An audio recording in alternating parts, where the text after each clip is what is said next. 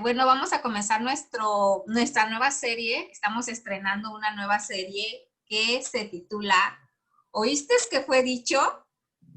Pero yo os digo, ¿sí? Que es sobre el Sermón del Monte. Es una serie que sí va a tardar unas semanas, pero es una serie que es el Mateo 5, 6 y 7. Esos tres capítulos los vamos a ver en un periodo de tiempo largo, porque vamos a estar yendo ahora sí que punto por punto las enseñanzas de Jesús. Amén. Y vamos a comenzar con nuestro primer, con nuestra primer enseñanza de esta serie que se llama ¿Oíste que fue dicho? Pero yo os digo, del Sermón del Monte. Y vamos a ver, o nos vamos a ir a Mateo capítulo 5, verso 1, 2 y 3. Voy a leer. Dice así. Mateo 5, 1 dice. El título del libro, el título del capítulo se llama El Sermón del Monte, las bienaventuranzas. Amén. Dice, viendo la multitud, subió al monte y sentándose vinieron a él sus discípulos. Y abriendo su boca les enseñaba diciendo, bienaventurados los pobres en espíritu, porque de ellos es el reino de los cielos. El primer tema es esta bienaventuranza. Bienaventurados los pobres de espíritu, porque de ellos es el reino de los cielos. Y bueno, en esta serie vamos a ver el manifiesto de Jesús, lo que creía Jesús. En esta enseñanza vamos a conocer a Jesús, lo que él creía y lo que él enseñaba a sus discípulos, a la gente que lo seguía. Vamos a conocer más de esa esencia que Jesús vino a enseñarnos a nosotros, a los seres humanos. Amén. Pero este tema es un tema muy controversial. Es un mensaje que él dio que hizo que todos los religiosos de esa época se enojaran, se encendieran, porque era lo contrario a lo que esos religiosos estaban enseñando al pueblo. Amén. Este mensaje enojó tanto a los religiosos que hizo que este mensaje asesinaran a Jesús crucificándole. Amén. Y este mensaje es tan diferente y tan retador que cualquier otra religión que podamos encontrar en el mundo. Porque no encontramos otra religión que enseñe, por ejemplo, vamos a llamarle así, ama a tus enemigos. En ninguna otra religión se ha escuchado que tú ames a los enemigos. De hecho, en la religión musulmana, en el Islam, que son el pueblo que odia a Israel, en el Islam, una de las cosas que hacen desde pequeños a los niños, los adoctrinan para odiar al pueblo de Israel y los hacen insensibles ahora sí que perdón, porque yo sé que hay un niñito que está por ahí, pero a los niños los enseñan que decapitan a los israelíes y los ponen a jugar con la cabeza de la persona decapitada, los ponen a jugar fútbol para hacerlos insensibles. Es una religión muy, muy extrema. Es una religión muy extrema. Entonces, bueno, lo contrario a lo que Jesús nos está enseñando o que nos enseña o que vamos a aprender a lo que nos va a estar enseñando sobre el amar a nuestros enemigos. Es un ejemplo, ¿no? También una de las cosas que quiero que sepan de esto es que Jesús, lo voy a volver a leer para que vean que no es chisme, Jesús, este mensaje está dirigido solamente a nosotros como como seguidores de Cristo. No es este mensaje que vamos a ver del Sermón del Monte. En las películas nos enseñan que sube Jesús a lo alto del monte y de repente dicen, y ves a la multitud, ¿no? O sea, que está ahí sentada en las colinas y toda la cosa, pero este mensaje no es así. Este mensaje solamente era para los discípulos y se los voy a enseñar. Dice, viendo la multitud, él vio la multitud, vamos a leerlo, ahora sí que verso a verso, palabra por palabra. Dice, viendo la multitud, subió al monte. ¿Qué quiere decir? Que se apartó de la multitud y subió al monte. Y dice, y sentándose, vinieron a él sus discípulos. ¿A quién les estaba enseñando esto del sermón del monte de las bienaventuranzas? A sus discípulos. Y vamos a ir descubriendo más adelante que este mensaje solamente es para los seguidores de Jesús. No porque, no porque menosprecie a las demás personas que estaban en el templo, en el monte, siguiéndolo. No, tiene un propósito y vamos a ir descubriéndolo conforme vaya pasando la serie. Dice, y abriendo su boca les enseñaba diciendo. ¿A quién le enseñaba diciendo? A los discípulos. Amén. Entonces, este mensaje es para ti y para mí, que somos seguidores y discípulos de Jesús. Amén. Ahora bien, vamos a ver el punto el tema del día de hoy, que es bienaventurados los pobres en espíritu, porque de ellos es el reino de los cielos. Y lo dividí en 5 puntos importantes en este verso nada más. Bienaventurados los pobres de espíritu. Punto número 1. Dios quiere bendecirte. Amén. Tenemos en la escritura, voy a poner aquí mi marquita, en Deuteronomio 28:1 vamos a encontrar lo siguiente. Dice, acontecerá que si oyeres atentamente la voz de Jehová tu Dios para guardar y poner por obra todos sus mandamientos que yo te prescribo hoy, también Jehová tu Dios te exaltará sobre todas las naciones de la tierra. Y vendrán sobre ti todas estas bendiciones y te alcanzarás si oyeres la voz de Jehová tu Dios. Sí hay bendición, Dios quiere bendecirte siempre y cuando tú estés bajo su voluntad, haciendo sus mandamientos, y estas bendiciones te van a alcanzar a ti. Amén. Tenemos un Dios que le gusta bendecir. Amén. La palabra bendecir la investigué en el RAE y dice que es gran satisfacción, agradecimiento y felicidad por algo que se considera positivo o beneficioso. Eso es lo que significa bendecir en la RAE, ¿sí? Ahora bien, Dios quiere que tú seas feliz, ¿sí?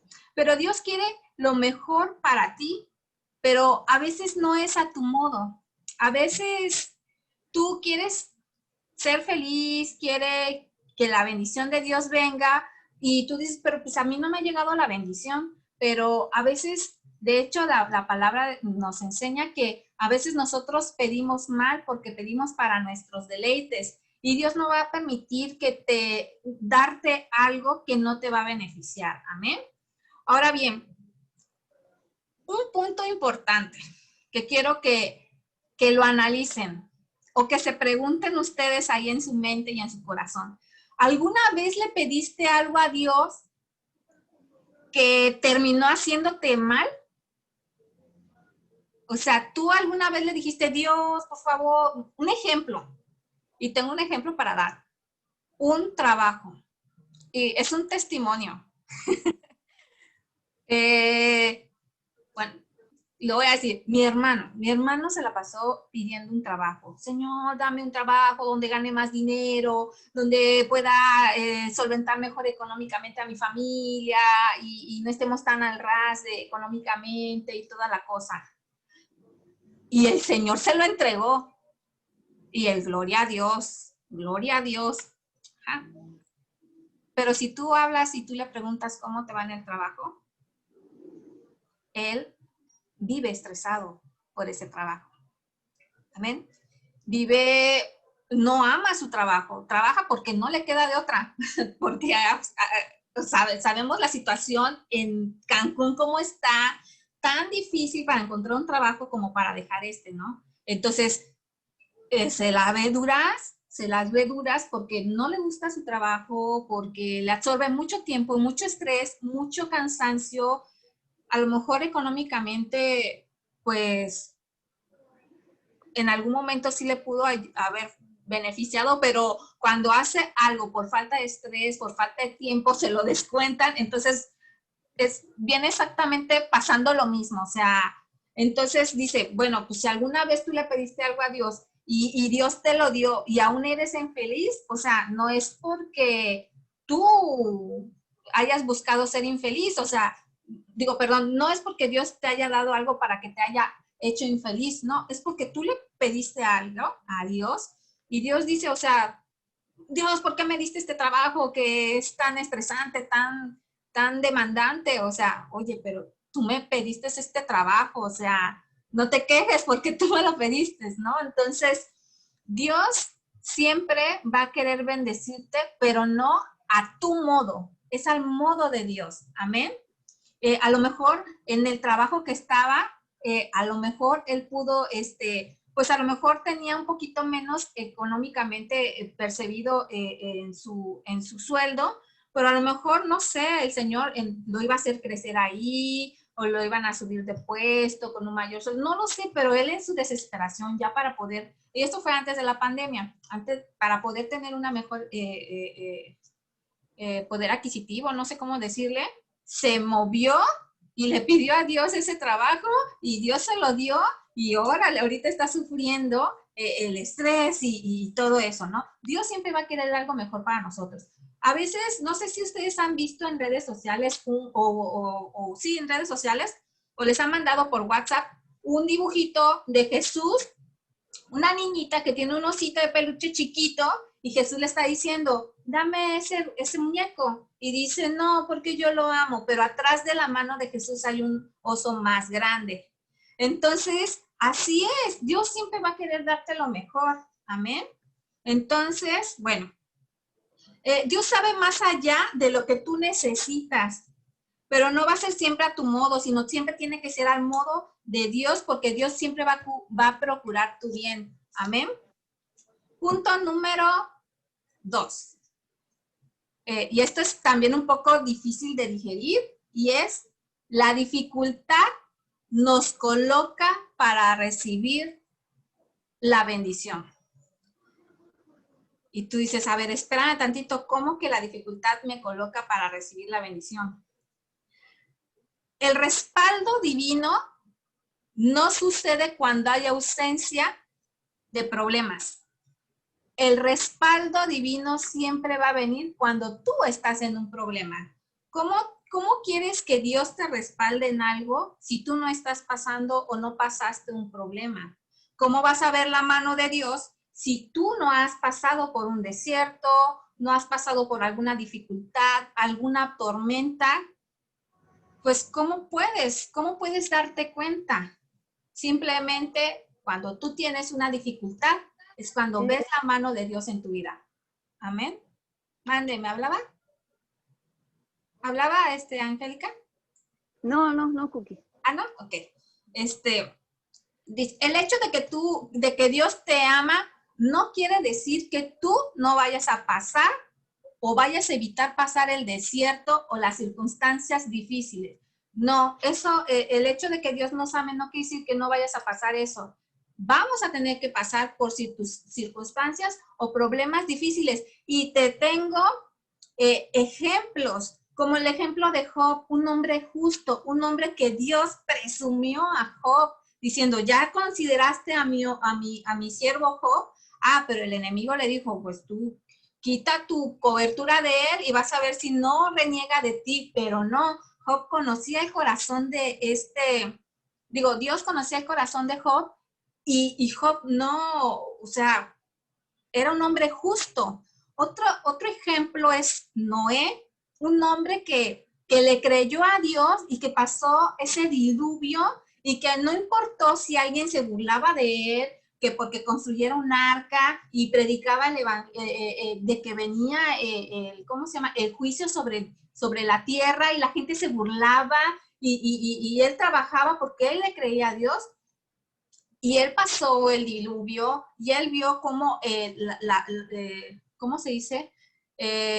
Vino la lluvia y se abrieron los abismos de las aguas y vino toda ese juicio sobre el mundo, que no creo que haya sido fácil para él pasar 40 días, 40 noches en un lugar con muchos animales, o sea, todo lo difícil que debió de haber pasado Noé. Otro ejemplo, Adán, un hombre que conocía a Dios, tenía una relación personal con Dios, que se equivocó y que tuvo que salirse del huerto del Edén a trabajar con sus manos y labrarse la tierra y conseguir todo, porque todo lo tenía, ahora sí que la bendición estaba ahí, pero la dificultad por causa del pecado, pues tuvo que pasar y estar arando donde no había y etcétera, ¿no?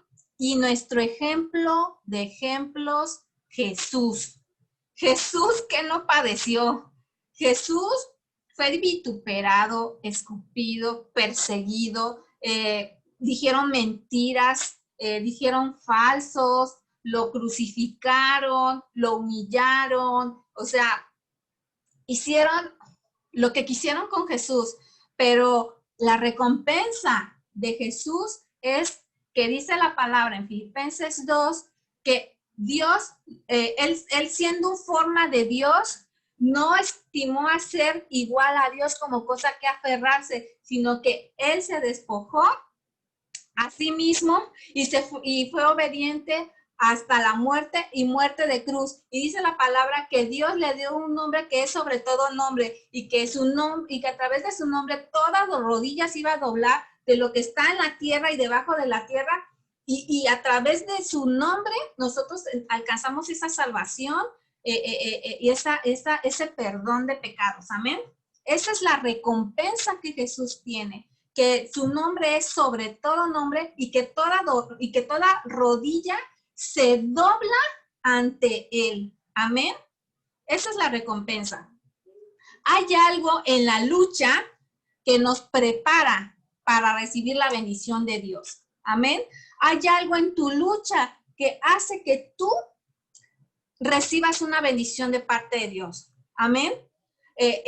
Gente que está padeciendo por falta de un trabajo, pero que también está buscando la manera de poder salir adelante, y tu recompensa es que todos los días tú tienes un plato en la mesa, todos los días tú tienes la salud, que muchos ahorita ya la perdieron.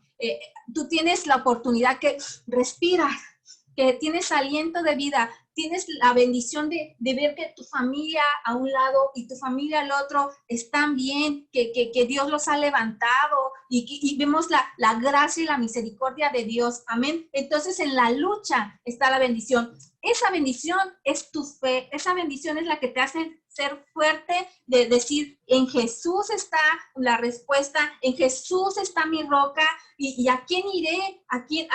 O sea, en mi tormenta, Jesús está conmigo. Amén. Perdón, no la estoy regañando, ¿eh? El hecho de que tú estés pasando pruebas no significa que Dios no se acuerde de ti y que no te quiera bendecir, sino que te coloca en el lugar correcto para recibir la bendición. El dolor es la antesala del deleite. Y esto es raro, porque ¿cómo me voy a deleitar en el dolor? No. Un ejemplo muy sencillo es que cuando yo pasaba la ansiedad y estaba sufriendo, me venía a mi mente y a mi corazón y a mis pensamientos. Decía, ahorita estoy sufriendo la ansiedad, pero yo sé que en un momento voy a dar un grito de alabanza a Dios, porque Dios me va a quitar de esta ansiedad y voy a derrotar la ansiedad en su nombre. Amén. Entonces, en ese momento de lo difícil, de estar con esa ansiedad, Dios ahí nos llama a deleitarnos. porque ahí comenzamos a buscar de Él y comenzamos a conocer más de Él. Amén. A veces es necesario también pasar por estos tiempos de dificultad porque forja el carácter. Amén. Porque en estos momentos difíciles no tienes a dónde ir nada más que a ir y buscar a Él y confiar en Él. Amén. Siguiente punto. Punto número 3. Tu pobreza te califica para esa bendición. Estamos hablando, bienaventurados los pobres en espíritu, porque de ellos es el reino de los cielos. Entonces, punto número 3, tu pobreza te califica para esa bendición. Pero, ¿es bendecido ser pobre en espíritu? Yo cuando leía esto de las bienaventuranzas, a mí no me entraba a la mente y me hacía un conflicto en mi mente el decir, ¿cómo va a ser un bienaventurado una persona pobre? Discúlpeme, no lo entiendo. O sea, ¿cómo una persona pobre va a ser bienaventurado? No me cabe en la cabeza, no lo entiendo hasta que lo acabo de entender. Amén. Les voy a decir el concepto de pobre. Pobre en el griego es mendigo. Es alguien que vive de la misericordia y generosidad de las demás personas. Eso es un pobre, una persona que mendiga, ¿sí? Esto nos ayuda a ver una mejor postura y les voy a ir explicando por qué. Nosotros cuando llegamos a Jesús, llegamos con las manos vacías. Amén. No llegamos con las manos llenas de logro. Mira, Señor, yo aquí vengo ante ti con mis manos llenas de todos los logros, de todo lo que he hecho. Mira, Señor, todos mis logros. Aquí está mi currículum. Ve qué choncho es. Ya fui a la escuela de ministerio. No, nosotros no llegamos así al Señor. Nosotros llegamos con manos vacías a Dios. No tenemos nada que darle. Por eso se llama bienaventurados los pobres de espíritu. Estamos hablando que es una persona que no tiene nada que darle a Dios. Y eso nos coloca en una postura correcta delante de Dios. Porque si nosotros llegamos con un currículum choncho diciendo, mira, Señor, yo tengo mis logros y todo, eso no es llegar con un corazón humilde. Es como diciendo, mira, yo hago esto por ti. No. De eso no se trata la relación con Dios. Amén. Esto nos ayuda a ver la postura de que nosotros no llegamos con las manos llenas de logros ni con un currículum choncho de lo que has hecho. Amén. La forma en que llegamos a Dios no es con las manos llenas, sino con las manos vacías, pidiéndolo a Él que nos dé de su Espíritu Santo. Amén.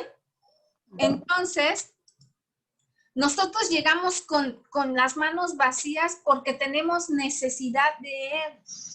Vamos a Él diciéndole, Señor, te necesito, Señor, necesito de tu Espíritu Santo, Señor, necesito ser llena porque estoy vacía, porque no tengo nada que darte. Hay una alabanza, una adoración, no me acuerdo quién la canta, dice, con manos vacías vengo a ti, no tengo nada que darte.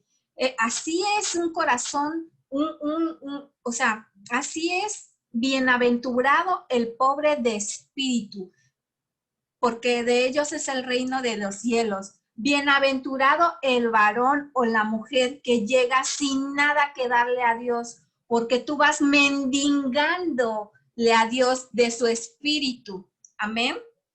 Yo pensé que el pobre de espíritu es el que no tenía nada, pero sí es así, pero estaba en un concepto de que, pero pues por pobre, pues es pobre, ¿no? O sea, yo hablando adquisitivamente, pensando, pero no, es aquella persona que no tiene nada que darle a Dios y que lo único que desea es mendigar de su espíritu, de tener ese corazón con hambre y sed de Él, de decir, necesito de tu espíritu, necesito ser lleno, tengo sed, tengo hambre. O sea, esa es la persona y la actitud correcta por la cual nosotros nos tenemos que estar, ahora sí que acercando a Dios. A ver, permítame, déjenme leer mis notas. Dice, llegamos con las manos. Entonces, aquí en esto aprendemos que en esta relación nosotros no le aportamos nada a Dios, sino que Él viene y nos aporta a nosotros. Esa es la relación que nosotros tenemos con Dios, de que sabemos que no tenemos nada que darle, pero que Él aporta a nuestras vidas y que necesitamos de Él. Amén. En la versión Nueva Traducción Viviente, la voy a buscar, perdón, se me salió de mi aplicación, pero voy a buscar rápido la versión Nueva Traducción Viviente de Mateo 5:1. Ah, ya lo tengo, dice, Dios bendice a los que son pobres en espíritu. Escuchen. Y se dan cuenta de la necesidad que tienen de Él, porque el reino de los cielos les pertenece. Amén. Esa es la versión Nueva Traducción Viviente. Y aquí estaba checando que no todas las traducciones tienen ese punto que dice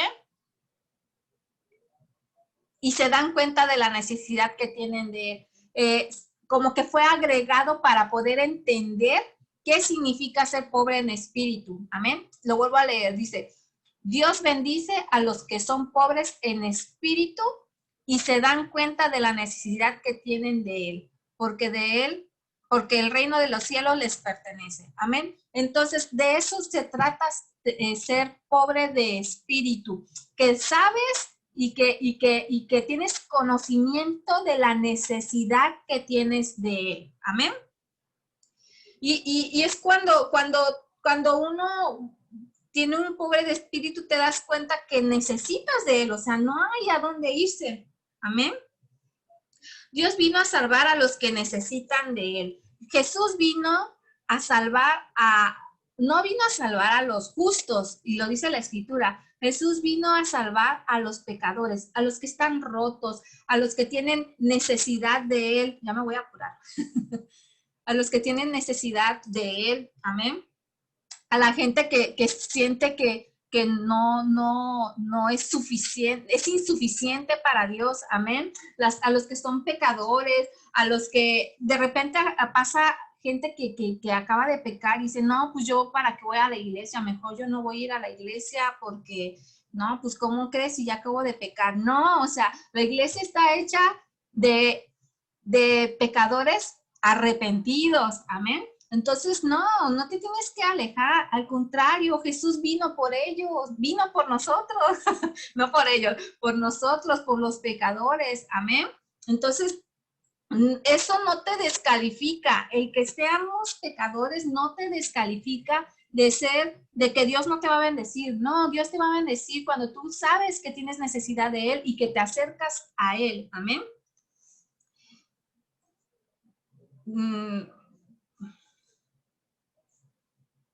Jesús no vino a salvar a los sanos, Jesús vino a los enfermos. Las personas que reconocen su necesidad de Él son las que son bendecidas. Amén. Punto número 4, ya me voy a apurar. Tu percepción tiene poder. No es suficiente solamente saber que necesitas de Dios. No es suficiente saber de que, bueno, soy un pecador y sé que tengo que acercarme a Dios. No es solo eso, es que tienes que buscar a Dios. No solamente es tener conocimiento, no solamente es eso, es cambiar tu perspectiva y decir, yo necesito a Dios, necesito buscar a Dios. Amén.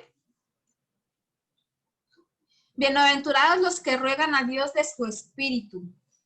Ver nuestra condición espiritual necesita provocar entre nosotros el deseo de buscar a Dios. Evitemos la actitud de víctima y tengamos la actitud de buscar a Dios. Suena muy fuerte lo que acabo de decir, ¿Por qué? Porque de repente, no, es que no, ¿cómo voy a buscar a Dios? No, y comenzamos a tener esa actitud de víctima, de que, ¿cómo crees? No, yo no le quiero volver a fallar a Dios, que no, no, no. Si tú sabes que la regaste con Dios, tú tienes que ir a buscar a Dios.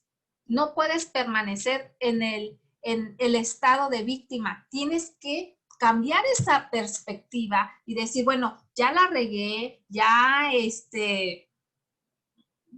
reconocí que necesito de Dios, que necesito de tu espíritu, hazlo, que no se quede nada más en necesito, yo sé que lo sé, pero no lo haces. Tienes que ir y buscar a Dios a través de la escritura, a través de la oración, a través de la adoración, con un corazón arrepentido, un corazón contrito y humillado. Amén. Y cuando tú comiences a hacer eso, las cosas van a ser diferentes. ¿Sí? Porque vas a estar aplicando, dice, bienaventurados los pobres de espíritu, bienaventurados aquellos que saben que necesitan de Dios y que le buscan. Ahí estás poniendo tu fe en acción. Amén. No solamente como aquellos ¿cómo se llama? Que le gritaban a Jesús, y como Jesús ya no pasaba cerca de ellos, pues ya no iban más allá, ¿no? Ahora bien, déjenme checar mis notas. Acuérdense que la escritura nos enseña que los discípulos le dijeron a Jesús, ¿a quién iremos si solo tú tienes palabras de vida eterna? Amén. Entonces, no nos queda de otra. O sea, no hay otro rumbo nada más que ir y buscar a Dios. Punto número 5, y estamos a punto de terminar esta enseñanza del día de hoy. Y el punto número 5 es, el reino de Dios es al revés. Amén. ¿Cómo que al revés? Sí, el reino de Dios es al revés. Y lo vamos a ir descubriendo poco a poco conforme vayan pasando las semanas y vamos a ver, oh, sí es cierto. Amén. Dice, el reino de Dios no opera como nosotros pensamos. Amén. A veces pensamos que es para los electos, para los que no se equivocan, para los super archis de que te contra espirituales, para las personas influyentes, para las personas importantes. No, no es así. El reino de Dios es para ti y para mí. Amén. El reino de Dios es para todas aquellas personas que están rotas, aquellas personas que son débiles, aquellas personas que no tienen fuerza, aquellas personas que tienen necesidad de Dios, son las que es el reino de los cielos. Amén. No son para las importantes. ¿Por qué? Porque Jesús vino, estuvieron los fariseos ahí, los importantes, los estudiosos, los que sabían la ley. Sin embargo, no lo recibieron. Entonces Jesús vino y fue a quienes, a los rotos, a los enfermos, a los que tenían los que estaban endemoniados, a los que tenían hambre y sed de él, a esos vinos, y ellos sí le recibieron. Y eso me recuerda a una parábola, que es la parábola de la gran cena. ¿Sí? Si quieren lo leen en sus casas, es Lucas 14, 15 al 24, que nos enseña que hubo una persona que hizo un banquete y que invitó a las personas, a sus amigos, pues a la cena. Uno fue, dijo, no puedo porque acabo de comprar unas yuntas y las voy a probar. No, pues yo no puedo porque voy a hacer tal cosa. Y se fueron excusando. Y estaba la cena y el banquete ya casi, o sea, estaba listo y no iba nadie. Entonces, ¿qué hizo Jesús? Dijo Jesús, ¿qué dijo el rey? El que invitó a las personas, vayan a los caminos y traigan a los que puedan. Entonces, es aquí un ejemplo claro de que Jesús no vino por los electos, vino por aquellos que estamos rotos, que somos débiles, que tenemos hambre y sed de Él y de sus palabras. No vino a los sanos, sino vino a los enfermos. Amén. Y todos en este mundo estamos enfermos, y no porque estamos enfermos, ¿cómo se llama? Físicamente, sino el pecado el pecado nos trae esa enfermedad, vamos a llamarlo así. Amén. Entonces, todos somos pecadores. Todos la regamos y la requete super regamos. Pero Dios vino por ti, vino por Angélica, por Patricia, por Margarita, por Laurita, por todas las mujeres que estamos aquí en este grupo, por sus familiares, vino por todos, porque todos estamos rotos, todos tenemos necesidad de Dios, todos estamos alejados de Dios por el pecado, pero a través de su sangre, a través del sacrificio de la cruz del Calvario, Él viene y trae esa redención y nos ayuda a comunicarnos, es nuestra puerta, nuestro camino hacia el Padre. Amén. Entonces, este es el tema del día de hoy. Estamos a 1 minuto 40 segundos de terminar esta reunión. Vamos a estar viendo estos temas de las bienaventuranzas. Vamos a ver la sal de la tierra, la luz del mundo, Jesús es la ley, la ira. Hay muchos temas que ver en estos 3 capítulos. Jesús y el adulterio, el divorcio, los juramentos, amor hacia los enemigos. O sea, hay muchos temas que ver. Solo son 5 capítulos de este libro de Mateo que vamos a ver, pero que creo que sí va a ser largo. Y bueno, vamos a ir poco a poco viéndolos, descubriendo a Jesús en estas enseñanzas. Y fue un gusto estar con ustedes. Déjenme ponerle pausa a mi grabación.